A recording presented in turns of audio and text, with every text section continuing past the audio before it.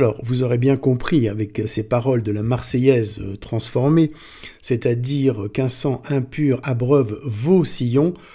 Alors, des paroles de la Marseillaise tout à fait belliqueuses, qu'il faudrait, à mon avis, changer, mais on en parlera si vous voulez à la fin. C'est un débat un peu annexe. Donc, que s'est-il passé? Eh bien, nous avons eu une expérience au niveau des globules rouges, donc toujours avec le microscope sur fond noir, qui était désespérément abîmé par la 5G, par les pollutions, par l'ex, etc. Mais bon, ça s'est passé de façon un peu plus précise, je vous explique après. Et que, grâce au yoga dance, donc les vertus, si on peut dire, insoupçonnées du yoga dance, eh bien, nous avons pu rétablir. Alors, donc, nous sommes dans le complot au niveau de l'oxygénation du sang, donc c'est un complot inimaginable, C'est-à-dire qu'on nous pollue notre sang, donc on nous pollue nos racines, mais surtout, on a deux choses au niveau de la pollution du sang. On a l'expression des protéines par carchérisation grâce à l'oxygène pour révéler, on va dire, l'inconscient quantique qui se love dans les protéines, mais on a aussi l'enroulement circulaire du lobe frontal, enfin globalement du mécanisme médusa, qui sans oxygène informé en fait, ne va pas bien se faire. Nous avons une dynamique interne, une puissance qui se révèle dans notre cerveau, dans notre crâne, une puissance qui vient d'une autre dimension de l'espace-temps et qui conditionne à la fois notre physiologie et notre structure. Également, par cet enroulement, elle continue à former progressivement, en fonction de phénomènes externes qu'on peut associer à l'épigénétique, elle commence à nous conditionner notre forme future au niveau crânien. Et j'expliquerai encore dans une autre vidéo que nous avons toujours ce passage très critique en nous, n'est-ce pas, entre l'oxygène de l'eau, quand nous étions poissons, et l'oxygène de l'air. L'un et l'autre sont encore dans notre corps. Et juste un petit détail qui va pouvoir vous intéresser et expliquer notamment la mucoviscidose, c'est que pour que l'oxygène soit intégré, passe dans notre sang, elle doit être dissoute par un mucus qui se trouve dans les poumons. Ça, c'est Robert Ziermi qui m'a précisé ce détail qui est hyper important.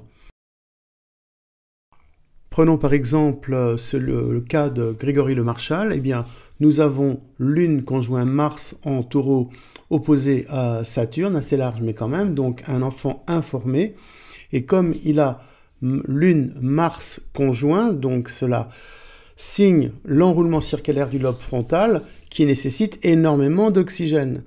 Donc comme le CVQ n'a pas été calé sur cette absorption, cette modification, cette amplification d'absorption d'oxygène des poumons, eh bien il a fait, comme font la mucoviscidose, enfin ceux qui ont la mucoviscidose, une régression pulmonaire, une régression d'évolution, où le mucus a été non contrôlé par les cils, et à ce moment-là, bon, il a été submergé par les mucus. Donc normalement, on doit accorder les poumons, la respiration biotique des poumons au mouvement circulaire, quand on a les planètes d'information, bien sûr, en l'occurrence Lune conjoint Mars, et à ce moment-là, normalement, tout se régularise.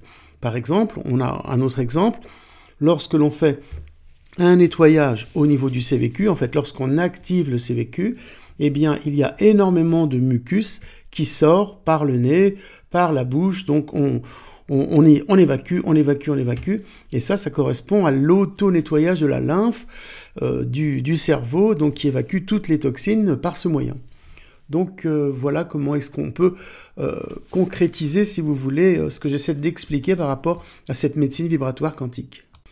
Donc, nous allons retrouver le yoga dance sous une forme insoupçonnée, et c'est comme si Janine, donc Janine La Jeunesse, créatrice du yoga dance, nous avait en quelque sorte légué l'antidote à ce complot contre le sang. Je pense de façon bien involontaire, mais si l'on regarde certains détails troublants dont elle va nous parler dans l'interview que j'ai retrouvée, l'interview de 2013, on a cette force de contre qui était, si vous voulez résumer dans les Men in Black, qui avait probablement comme objectif de, comment je veux dire, supprimer le yoga dance, voire l'anesthésier quelque part, pour ne pas que l'oxygène, grâce au yoga dance, retrouve ses vertus, retrouve sa puissance.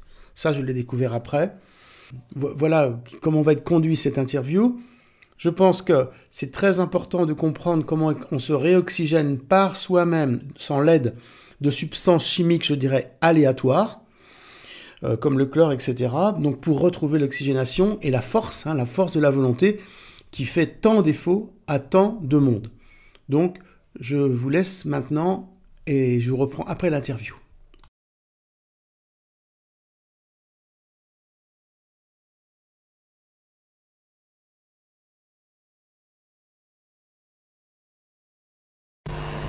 Eh bien, j'étais petite, j'avais 7 ans, c'était un soir, après le dîner, c'était une balade digestive, et donc avec mes parents, nous montions voir le coucher du soleil sur la colline derrière la maison. Et à un moment, nous nous sommes arrêtés pour regarder le coucher du soleil, puis quand il a été presque parti, que la nuit tombait, nous avons vu à un moment arriver par la droite, j'ai ce souvenir de la droite, un vaisseau plat, rond, à peine brillant, qui arrivait en chuintement, qui est resté suspendu, puis une échelle est descendue, et là, 2 humanoïdes sont descendus, ont regardé autour d'eux, puis sont remontés et sont repartis comme ils étaient venus, je dirais presque à l'horizontale, et voilà. Combien de temps? Le temps pour un enfant, c'est assez long, et c'est un temps pendant lequel je suis restée bloquée avec mes parents, presque en apnée, parce que c'était surprenant. Et pour moi, c'était peut-être plusieurs minutes, 5, 10, je peux pas vous dire. Et en termes de distance? Entre 300 et 500 mètres. C'est maintenant que je l'évalue parce que quand je repasse devant le lieu, je le resitue mentalement. Ça se situe où exactement, géographiquement en France? QC sur la montée vers les mines d'uranium. D'accord. Et vous avez eu l'occasion d'y retourner? Oui, bien sûr. Et vous avez des sensations particulières? Sensations particulières, c'est le souvenir. Pour moi, je me dis, mais oui, il y a eu quelque chose d'extraordinaire qui s'est passé là. C'est maintenant que mentalement, je peux évaluer l'importance de la chose, mais à l'époque, c'était un événement que l'on devait garder secret, sous peine de passer pour un fou ou d'avoir des ennuis avec la gendarmerie, comme me disait mon père. Donc, et il ne fallait absolument pas en parler. Nous avons gardé ça en secret tout le temps. Et mon père, pour me rassurer, a dit, mais ce sont certainement des expériences des Russes. Donc les Russes, c'était du concret. Ils étaient loin, ils faisaient des expériences, on savait que c'était aussi des guerriers. C'est peut-être le début d'une vie qui n'est pas tout à fait, on va dire, dans les rails. Effectivement, j'ai jamais eu envie de m'insérer dans les rails du quotidien et du programme de chaque individu que je voyais. J'ai pas eu envie de poursuivre les mêmes études. J'étais pas intéressée par ce qui n'était pas juste, ce que je ne ressentais pas comme juste pleinement. C'est-à-dire que ça satisfasse mon corps et mon esprit et disons, peut-être ma vue intérieure de la vie. À quel âge vous avez mesuré l'importance de cette observation? C'était l'importance que vous avez vue et a peut-être conditionné la suite? Alors, c'est intéressant de voir que je m'en suis en fait rendu compte seulement il y a 2-3 ans que c'était important. Parce que j'ai vécu ma vie, je pensais que c'était plus ou moins ma destinée de vivre ce que j'ai vécu, mais je n'ai pas fait le lien entre la vue de cette soucoupe et de ces extra ou intraterrestres, je ne sais pas, et mon programme de vie. Je ne savais pas. C'est par le travail d'Emmanuel et de sa découverte des ovnis qu'on a pu faire un rapprochement et puis comprendre l'intelligence qui avait guidé mes goûts, mes besoins et les forces irrésistibles qui m'ont poussé pour apprendre certaines choses.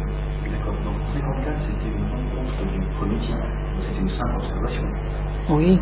Voilà. Et par la suite, vous avez vécu quoi comme phénomène qu'on qualifierait de paranormal?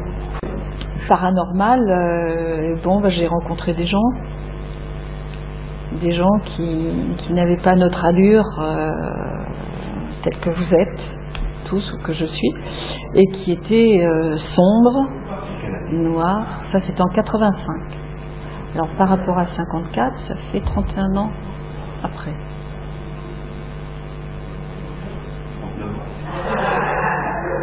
31 ans, donc j'avais 39 ans. Et ce sont deux personnes qui sont arrivées à la porte de ma salle où je travaillais, à l'Institut de Vichy. C'était encore sur Vichy, toujours dans ce lieu un petit peu magique. Et donc, à midi pile, deux hommes sont habillés en noir, cravatés noires, sombres de l'intérieur, rigides dans leur aspect, dans la mobilité de leurs traits,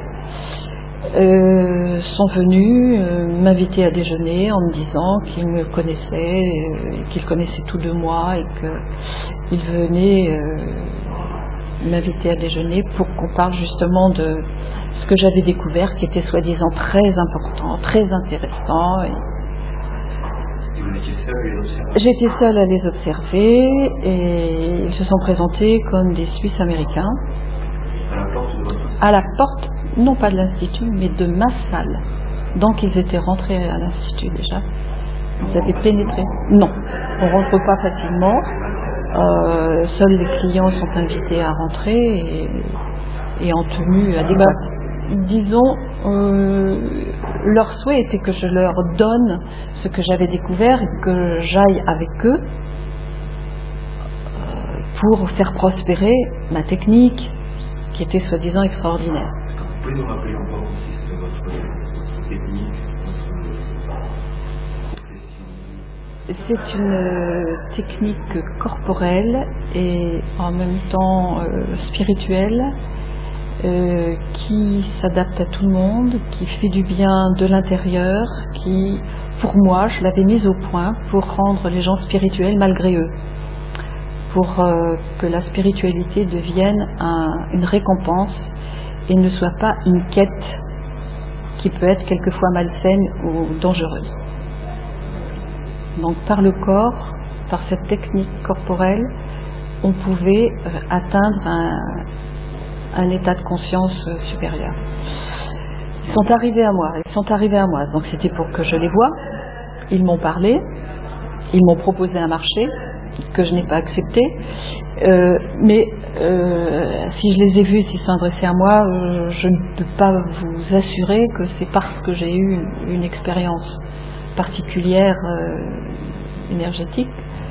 Je ne peux rien confirmer. Je peux dire que moi, à cette époque, j'avais déjà eu ce qu'on appelle une montée de Kundalini, donc j'étais particulièrement sensible à tous les changements d'état énergétique, que ce soit chez moi ou chez les autres, mais ces gens-là étaient particuliers. Vous les avez vus partir ou Ah, ils sont partis comme vous et moi par la porte. Ils sont partis par la porte, mais derrière la porte, je ne sais pas ce qui s'est passé. Et vous ressentez quelque chose de particulier durant cette rencontre? Une sensation? Une sensation de noirceur et de mal à l'aise. D'accord. Et vous avez fait limite migraine. Donc, d'où vous est venu donc, ce terme d'homme en noir Comment êtes-vous arrivé à les caractériser justement? Je pensais que c'était des hommes d'affaires noirs, parce qu'ils portaient le noir en eux, comme beaucoup d'hommes d'affaires. Mais je n'ai jamais pensé que ça pouvait être des gens qui étaient pas tout à fait comme nous. D'accord. Donc c'est une sensation. C'est une sensation. Il n'y avait rien de particulier qui pouvait les différencier d'autres individus normaux? Non, c'était une sensation de mal-être, oui, de mal à l'aise, pas des gens avec qui j'aurais aimé sympathiser. D'ailleurs, je n'ai pas été très affable avec eux parce que je me sentais en danger. Et donc, suite à ça, vous avez, ils sont pas réapparus et vous n'avez plus de contact avec eux? Non. D'ailleurs, on s'est dit au revoir d'une manière assez brutale, donc on n'avait pas envie de revenir et j'avais pas envie de les revoir. Je pense que ça a été coupé complètement. D'accord. Donc vous avez vécu une rencontre rapprochée avec un objet volant non identifié. Oui. Type, simple observation. Puis en 85, vous avez observé des hommes en noir, donc oui. Au nombre de 2, c'est ça? Oui. Et ça s'est arrêté là? Et au niveau on va dire des humains et humanoïdes, oui. D'accord. Au niveau de mes expériences personnelles, non. Parce qu'il y a eu cette montée de Kundalini qui s'est passée pendant une méditation. Vous expliquez ce que vous entendez? Montée Kundalini, c'est quand l'énergie qui normalement circule par une montée de Kundalini, c'est normalement l'énergie de Ida et Pingala, qui sont les deux canaux qui s'entrecroisent dans la colonne vertébrale, en montant du bas vers le haut. Ces deux énergies remontent rapidement par le canal central que l'on appelle Sushumna. C'est comme si vous aviez un courant de 12 volts qui était diffusé dans les deux canaux régulièrement, qui entretient notre vie de tous les jours, et que un jour, par un événement particulier, vous ayez 12 000 volts qui passent par la fusée centrale. Donc ça fait un grand chamboulement. C'est à quelle période, en quelle année vous avez vécu cette expérience? J'ai vécu ça, je ne sais plus si c'est 81 ou 82. D'accord. Mais je sais que c'était l'été, au cours d'une méditation. D'accord. Donc là, j'interroge la conférencière. Quel lien avez-vous justement ovni et ce que vous appelez homme en noir? Dire que j'ai pris conscience il y a très peu de temps qu'il pouvait y avoir un lien. Je ne connaissais pas les hommes en noir. C'est parce que j'ai pris connaissance des hommes en noir que je me suis dit, ah mais c'est tout à fait ça que j'ai vu en 85. Si vous voulez, c'est un feedback. Mais ces hommes en noir sont toujours restés dans ma mémoire. C'était quelque chose de très prégnant. En termes d'expérience religieuse, vous n'avez rien vécu de ce genre? Vécu une histoire, c'est ce qui a fait que Emmanuel et moi nous nous sommes rencontrés. Au cours d'une balade, disons d'un moment de tranquillité, de relaxation, au bout de la presqu'île de Peraridie en Bretagne, près de Roscoff, j'ai été animée par une voix qui me disait, lorsque Emmanuel, qui était assis sur un bunker en face de moi et me relatait ses idées de films sur des bateaux de guerre, enfin tout ça, une voix, le temps que je l'écoutais, une voix est venue me dire, il faut que tu t'occupes de lui. Ça c'est impressionnant. Et je l'ai regardé, je lui ai dit non, il y a trop de boulot. Mais en fait, m'occuper de lui, c'était quoi? J'en savais rien du tout. Moi, je n'avais vu que le côté apparent, c'est-à-dire que je voyais un garçon, qui était un beau garçon, mais qui avait une scoliose, qui respirait mal, qui parlait trop vite, tout ça. Donc moi j'étais restée seulement sur ce côté physique. Mais après, les choses ont changé. Et j'ai pris conscience que quand on dit non à une voix, elle revient à la charge et votre destin est là est transformé. Et quelques temps après, donc je passe les détails, j'arrive à m'occuper de lui, je suis obligée de m'occuper de lui, et quelques temps après, nous étions dans un restaurant, assis à la table d'un restaurant près de Notre-Dame, à Paris, et là je me dis en le regardant, mais enfin, qu'est-ce que je fais avec lui? On n'est pas du tout les mêmes programmes de vie. J'étais mariée, 2 enfants, lui, puis j'avais ma vie à Vichy, j'avais mon travail. Lui était célibataire, il pensait qu'à faire de la radio, Carbone 14, il faisait Tintin. Donc c'était quelqu'un qui était dans le plaisir, dans le je pourrais dire, le non efficace, la plaisanterie.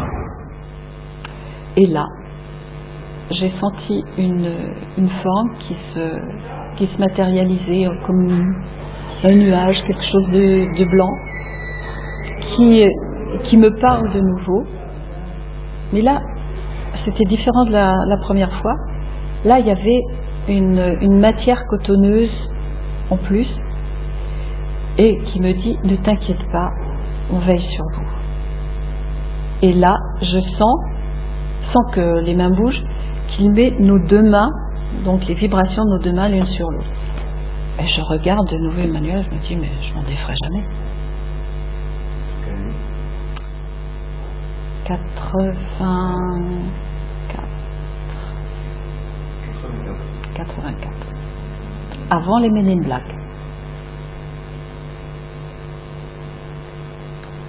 Voilà, mais maintenant je prends conscience de pourquoi il y a eu tout ça. C'est qu'il y avait un programme qui était déjà établi, que je ne connaissais pas, et qui devait nous amener à ce que Emmanuel a trouvé actuellement. Et à qui imputez-vous justement ce programme Eh bien, je me suis intéressée à l'égyptologie et en égyptologie, j'ai appris que les suivants d'Horus étaient venus pour civiliser les hommes de notre planète depuis 12 000 ans.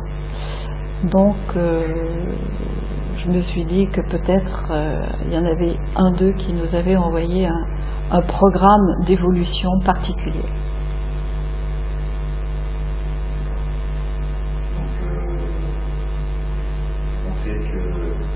Vous pensez à une civilisation antédiluvienne ou extraterrestre? Je pense à une civilisation extraterrestre qui serait descendue ou qui aurait envoyé des messagers et pour essayer de faire évoluer la race primate à laquelle on appartenait, pour décarboniser notre être. Vous avez essayé de rencontrer d'autres témoins comme vous, témoins privilégiés? Alors ça ne s'est pas encore passé, tout simplement parce que jusqu'à il y a 2 ans, j'ai plutôt caché ces choses-là. Parce qu'il n'est pas bon, quand vous travaillez déjà les énergies, de donner à ceux qui vous écoutent des informations qui ne sont peut-être pas aptes à comprendre. Parce que ça demande quand même une très grande ouverture d'esprit, et je dirais des oreilles, parce que je pense que c'est l'oreille qui vous permet d'être à l'écoute de ce qu'on ne voit pas. Et donc je suis restée toujours très discrète là-dessus. Mais maintenant, on en parle des ovnis. Tout le monde en parle. On n'est plus un allumé parce qu'on a vu des ovnis. Donc je peux en parler. D'accord. Et les témoins qui se trouvaient avec vous en 1954, vous avez pu reparler avec eux de cette... C'était mes parents. Vos parents, voilà. Alors, c'était mes parents Et on n'en a jamais parlé, parce que pour mes parents, c'était aussi un moyen de me protéger contre des paroles que j'aurais pu lâcher à l'école ou ailleurs, et qui auraient pu leur apporter des ennuis, et à moi aussi.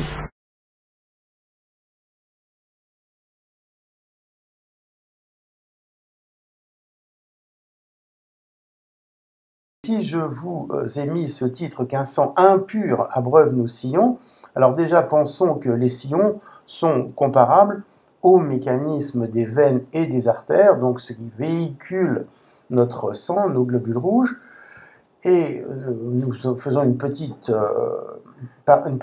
détour sur l'Égypte.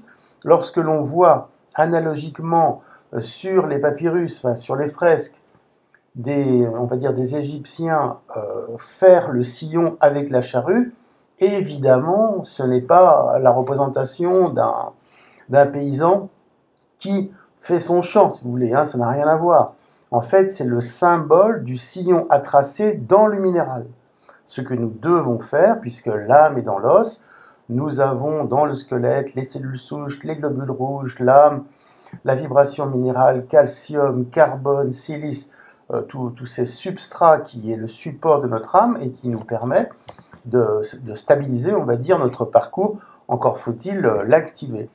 Et on se rend bien compte que tous ces lycées républicains sont cadrés, sont structurés pour anéantir tout mécanisme 3D, donc qui est la souche du CVQ, hein, donc le système harmonieux qui nous relie au cosmos, pour nous mettre dans le moule. Alors on peut dire moule républicain, mais également le moule scientifique, le moule 2D, ou par exemple, lorsque j'ai des gens qui ont fait des études scientifiques, médecins, kinés même, qui demandent d'accéder au CVQ, c'est quasiment impossible, car leur cerveau est câblé en 2D, et ils ne peuvent s'extraire de ça. J'ai même les musiciens, dont Jaline d'ailleurs, qui étaient câblés en 2D au niveau musique, puisqu'elle avait fait propédeutique, musique, beaucoup d'harmonique et tout, et vous êtes fixé sur une partition, hein, vous lisez une partition 2D, mais le mécanisme de création, de créativité 3D n'existe pas, est très très difficile. Nous étions, avec ma collaboratrice, au bout d'1 an de travail, arrivés à nettoyer le sang, nettoyer le cerveau, actionner le CVQ, etc.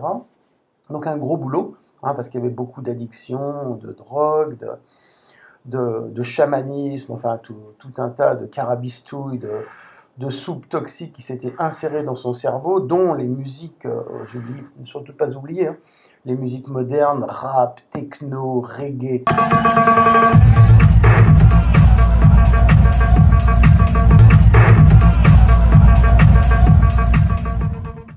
Tout cela vous détruit complètement, ce sont les musiques binaires primitives. Hein. Il faut tout nettoyer, tout redéconstruire pour reconstruire le CVQ. Et là, nous étions arrivés, et je vous montre donc les globules rouges, à un très beau travail de globules rouges. Nous sommes ici donc dans un endroit privilégié, on peut dire une sorte de monastère, de temple en Bretagne, où il n'y a pas de Wi-Fi, et donc on est très très protégé, et on a nos globules rouges, enfin, on arrive à se réétalonner. Et donc, ma collaboratrice va faire un tour pour voir ses parents. Elle revient complètement effondrée et elle associe ça au 4G, les d'accord. On a, à part une sorte d'intrication quantique, les toxiques qui vous envahissent.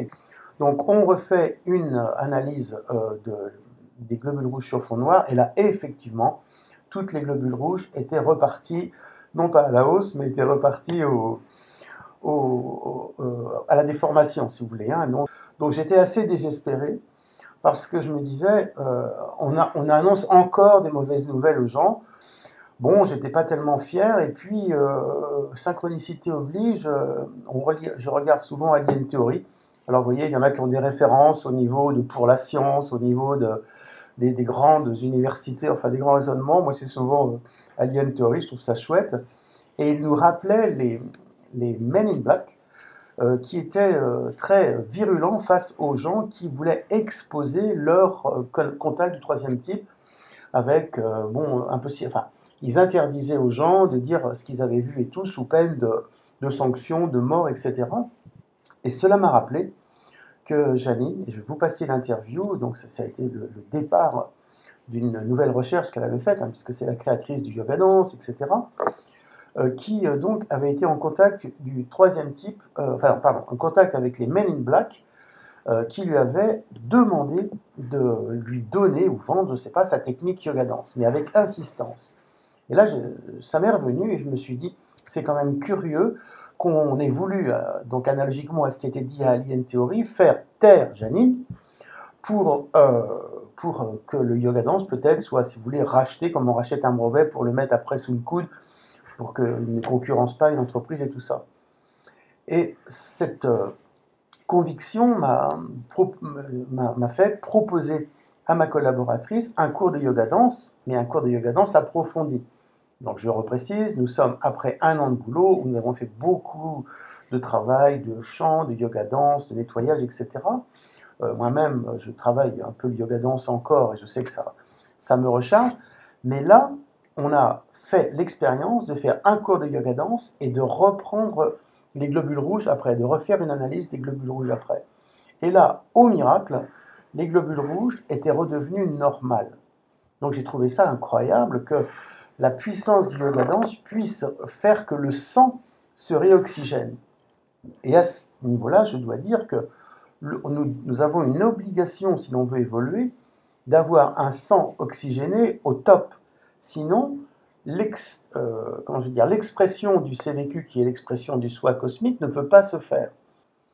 Donc j'étais quand même ravi de pouvoir déjà constater ça, mais proposer aux gens, dire aux gens que voilà, ne désespérons pas, ceux qui veulent arriver à avoir une technique qui autogénère, comment peut-on dire, qui répare, qui auto-répare les globules rouges sans prendre de substances additives comme le chlore, qu'est-ce qu'on prend encore, bon, tout un tas de choses, vous voyez, pour les protéines spike et tout ça, là, je me rappelle plus que du Dogna, bon, c'est intéressant, mais on ne va pas prendre des substances toute sa vie. Il faut que le corps arrive à s'auto-réparer. Et là, la technique yoga dance prend toute sa puissance, toute sa raison d'être.